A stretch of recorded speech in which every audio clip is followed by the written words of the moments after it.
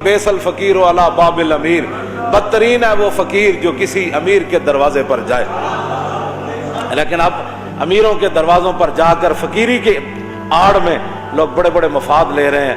میں نے کہا فقیر وہ نہیں ہے، کیوں جی؟ فقیر تو حضرت میاں امیر قادری ہے، کیوں جی؟ ہاں جی، فقیر تو یہ لوگ ہیں کہ شاہ جہان ملنے کے لیے آیا تو آپ اوپر چڑھ گئے مکان کے اوپر، فرمایا شاہ جہان کو میں نے نہیں ملنا، نیچے دربان کھڑا کر دیا۔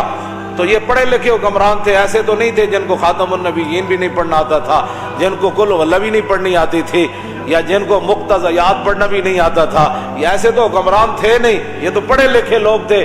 تو نیچے سے کھڑے ہو کر شاہ جہان نے آواز لگائی، انہوں نے کہا در درویش دربان نبایت، انہوں نے کہا درویشوں کے دروازے پر چوکیداروں کا اور جناب یہ گارڈوں کا کیا مطلب ہے؟ تو حضرت میاں امیر نے اوپر سے آواز لگائی، فرمایا ببایت تاکہ سگے دنیا نہ آ جائے۔ فرمایا درویش کو ضرورت نہیں ہوتی دربان رکھنے کی، لیکن کبھی کبھی رکھنا پڑتا ہے تاکہ کوئی دنیا کا کتا نہ آ جائے۔ صوفی تو کسی کو کہتا ہی کچھ نہیں ہے۔ میں نے کہا شاہ جہان کو کیا کہہ دیا آپ نے؟ میری باتیں سمجھ۔ میں نے کہا دین پڑھا جو نہیں ہے، تم نے الف انار بے بکری پڑھی ہے نا، تم نے پڑھا ہوتا نا الف لام میم ذالک الکتاب لا ریب فیہ،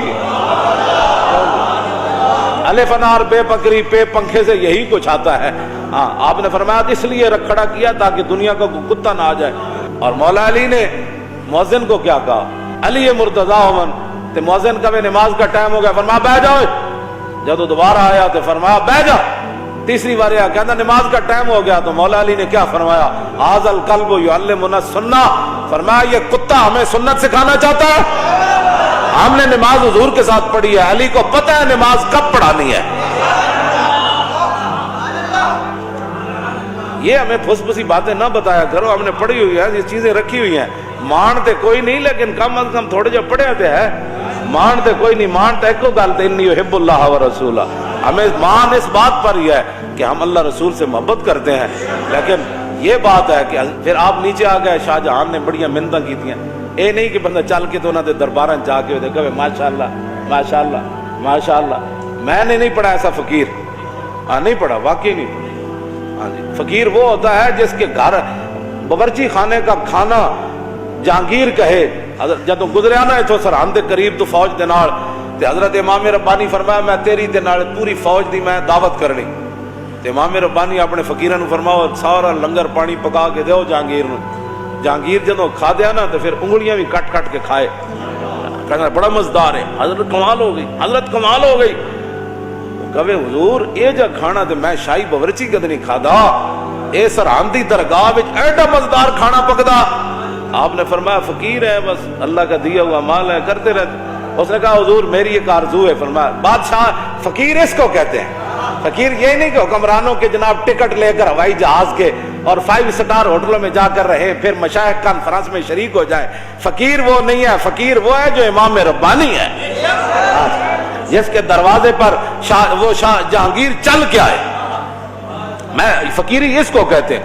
وہ کہنے لگا حضور جتنے باورچی ہیں نا تسی اے میرے شاہی باورچی خانے بھیج دو، میں انہوں دگنی تنخواہ دیاں گا۔ امام ربانی فرمایا میں باورچی تے بھیج دیاں گا، لیکن کھانا صرف سرحد دی درگاہ تے پک سکتا۔ یہ ہمارے فقیر گزرے ہیں۔ یہ کیا فقیری ہے؟ وہ حکمران بلائیں تو ٹکٹ لے کر دوڑتے چلے جاؤ کہ ماشاءاللہ آپ کے دور میں شیر اور بکری ایک جگہ پانی پی رہی، آپ کے دور میں تو دودھ کی نہریں میں خرچ۔ خدا کا خوف کرو، ڈرو خدا سے، ہوش کرو، کچھ مکر و ریا سے کام نہ لو، یا اسلام پہ چلنا سیکھو یا اسلام کا نام نہ لو۔ حضرت میاں امیر تھلے آئے تے شاہ جہان نال ملاقات ہوئی، تے آپ دا ایک مرید اتنا سارا سونا ڈلی نے آ کے انہیں اپنے پیراں نوں نظرانہ پیش کی تھی، نظر پیش کی تھی۔ تے شاہ جہان کہانی کہانی آکھنا ویکھن لگ پیا، سمجھ کہانی آکھنا انہیں جدوں ویکھیا نا تے آپ نے فرمایا گفت شیخ این زر حق کے سلطان ماست۔ حضرت میاں امیر فرمان لگے او میرے مریدا اے سونا مینو نہ دے، اے شاہ جہان نو دے دے۔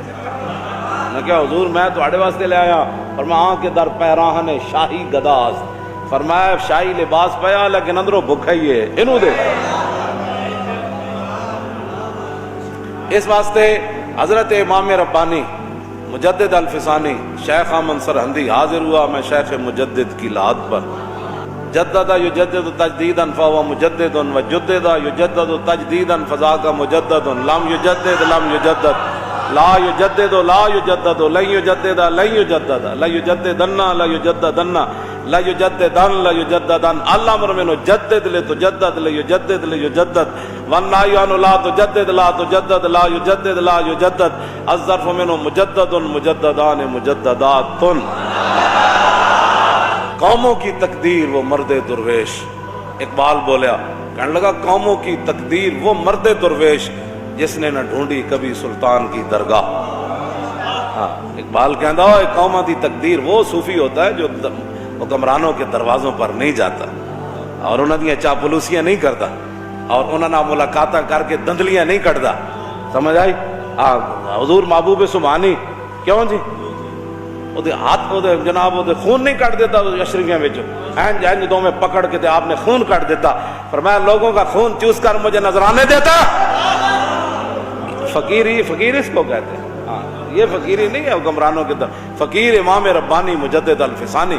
میں کہا اقبال اور تو بولو یار ساریاں گلاں چھڈ تو تے یورپ وچوں پڑھ کے آیا تو قبر تے جا کے کی ویکھیا. کہنے لگا حاضر ہوا میں شیخ مجدد کی لحد پر.